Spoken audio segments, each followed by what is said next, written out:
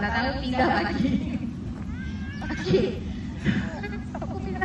Okey, so saya mengambil peluang itu untuk merenungi, untuk melihat apa yang saya ingin manfaatkan daripada 3 kisah ini. Apa yang nak dipetik paling penting dalam kisah ini.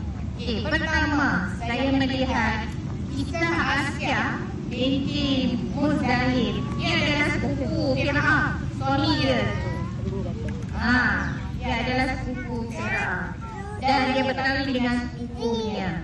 Dia juga adalah daripada keturunan Nabi lah, mengikut apa yang daripada hasil pembacaan saya. So dia ini, Asia ini, dia memang seorang figura yang sangat baik, suka menderma, suka membantu, dan asbab-asbab daripada karakter-karakter dia yang kita katakan dia ada karakter yang sentiasa memberi kebaikan pada orang sekelilingnya.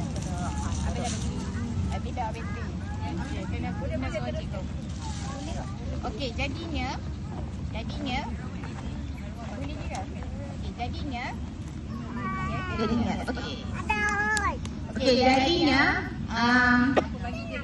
apa yang menarik tentang Asia ini, dia adalah salah seorang 4 yang dikatakan wanita terbaik. Iaitu pertama siapa? Khadijah, Fatimah, Asia dan satu lagi Maryam, ibu Nabi Isa alaihi salam. So kalau kita tengok, Allah dia katakan wanita terbaik ini.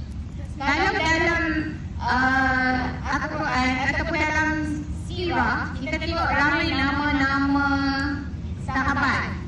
Betul tak? 10 sahabat yang dijadikan syurga. Tapi wanita very rare. Tapi Allah telah meletakkan inilah contoh kepada kita.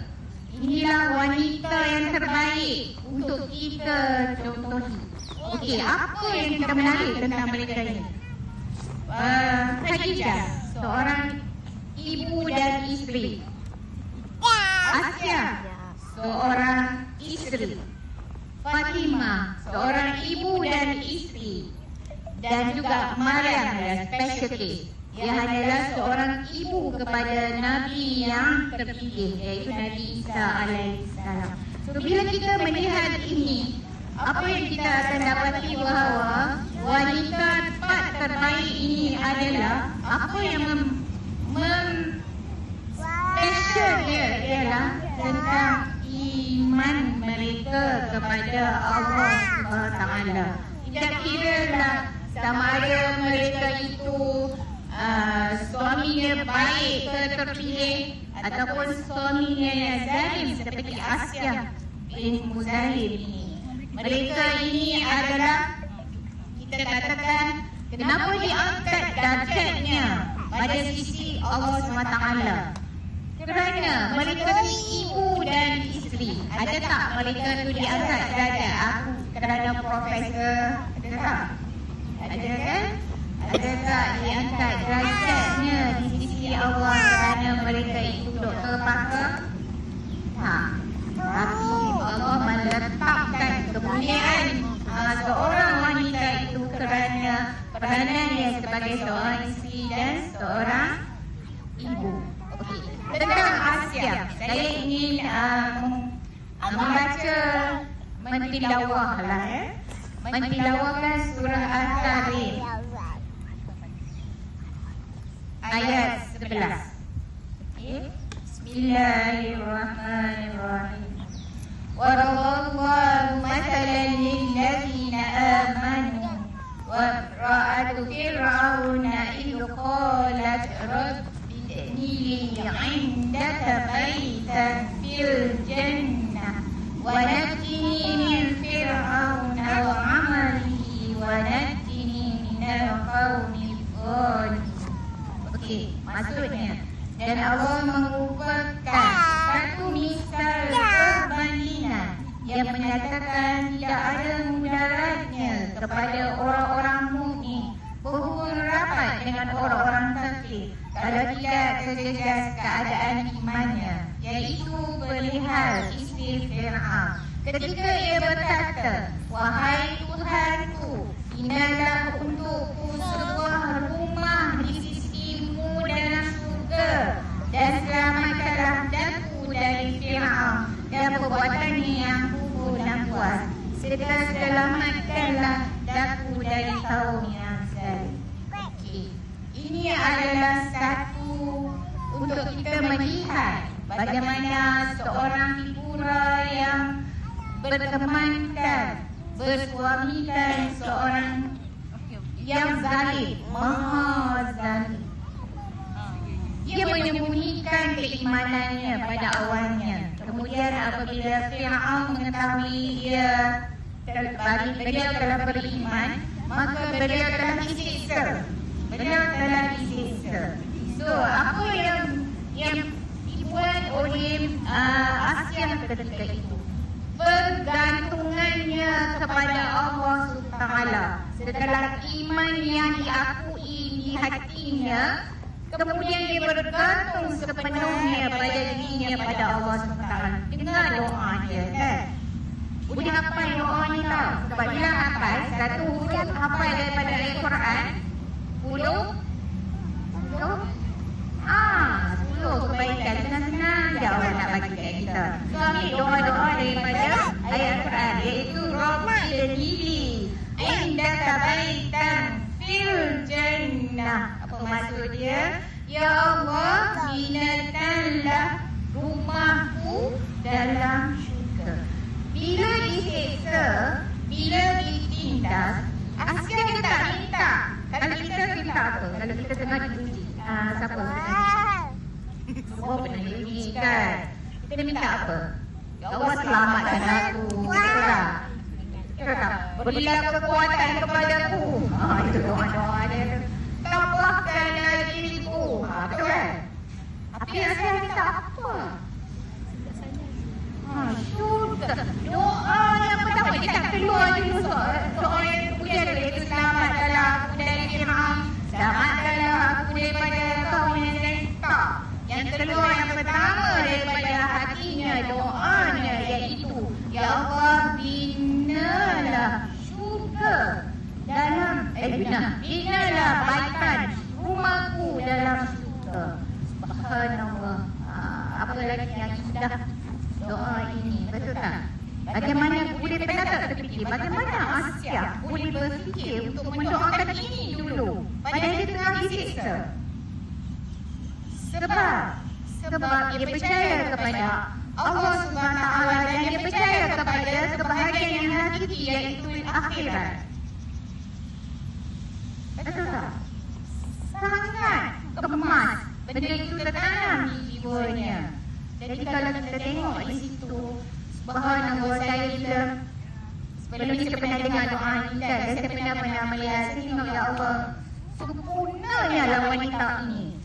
No wonder lah putih lah, no? No wonder lah ia dikenali sebagai wanita terbaik untuk semua generasi. Tak kira generasi X, generasi milenial, sampailah sekarang generasi dan apa? Alfa. Ini generasi apa ni? Siapa yang berminatnya? Sebenarnya ya. Jadi saya melihat ini masa tak mengizinkan kan. Sebab saya bila kita tu saya tengok, ya Allah, macam mana lah saya nak berbual 15 minit kan. Jadi bila dia kata seminit je, petanda bagus untuk berhenti. Okey.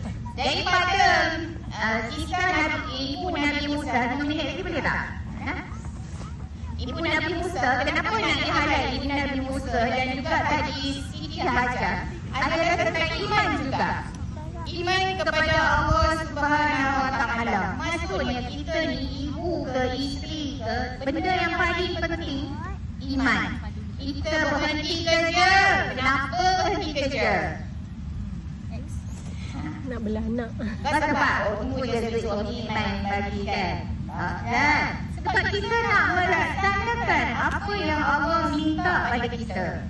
Betul tak? Semua macam tu kan. Saya yakin sebab masa saya nak berhenti kerja tu, ya Allah, macam satu keputusan besar saya perlu buat.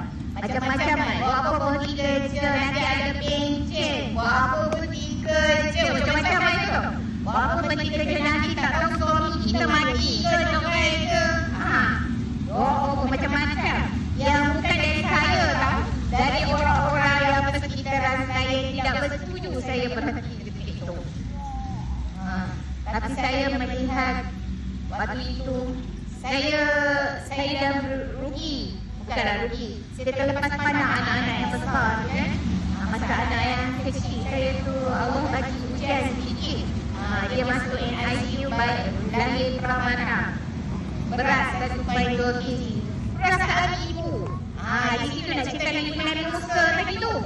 Dia kena nak selamat anak dia. Ibu. Kasih sayang seorang ibu. Sanggup berkorban untuk apa saja untuk memastikan anak-anaknya terjaga. Betul tak? Terselamat. Atas kasih sayang yang Allah limpahkan pada setiap hari-hari ibu-ibu. Hari-hari ibu-ibu. Masya Allah, itulah yang kita dapat pada kriteria yang Siti Hajar sama apa yang dia buat. Yang kita kena sekarang itu, Safa Marwah. Dia bola alik 7 kali itu kenapa? Sakit kaki tau. Tahu tak sakit kaki kalau Safa kan? Ya Allah. Sakit lah kan? Tapi sebab apa? Anaknya kehausan. Nabi Ismail kehausan. Dia kena kasih sayangnya itulah dia berusaha. Segala kudat apa yang dia ada tu, dia mengambil tindakan untuk berlari antara Safa dan Marwah. Nampak tak? Masya Allah. Jadi bagaimana Allah mengangkat kasih sayang seorang ibu itu tiada di lainnya. Okey? Iman dan kasih sayang. Satu lagi saya nak highlightkan ialah tentang tawakal. Bagaimana mereka ini boleh menghadapi itu. Sebab mereka bertawakal. Macam mana saya boleh berhenti kerja?